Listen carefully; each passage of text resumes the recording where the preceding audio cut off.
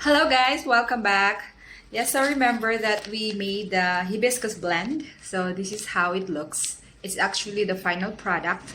And now we're going to steep it. So every time we're gonna need the stevia tea bag with the hibiscus. So we already put it inside. Everything is inside in this tea bag.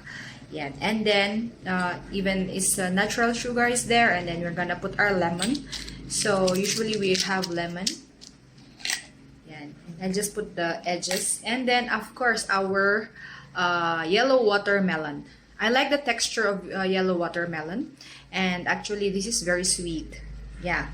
And I think this is available all year round in our province. That's why. So I'm gonna get the hot water. Oh, it's hot now. And they're gonna add hot water. Yes. So again, you can drink it as cold, but since it's a rainy season, we need to warm up ourselves. Kaya ito ang ating inumin.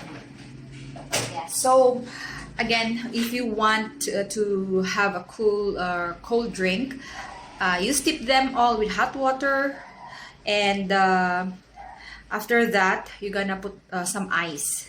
And so there you are. Hibiscus is a very healthy flower.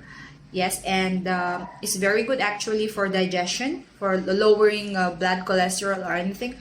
I know you can search it in Google, but I really have this with me especially when I'm bloated, or when I there are usually during occasions, lalo na yung may mga birthday ganon. Ito yung aking iniinom. Maganda siya for bloating. And I saw also its benefit. Napaka dami niyang benefit. So in the Middle East part, they usually have this as their tea. It's getting red na siya. Ayan. Medyo matagal siguro dahil sa hindi. I think it's getting red na. Yan.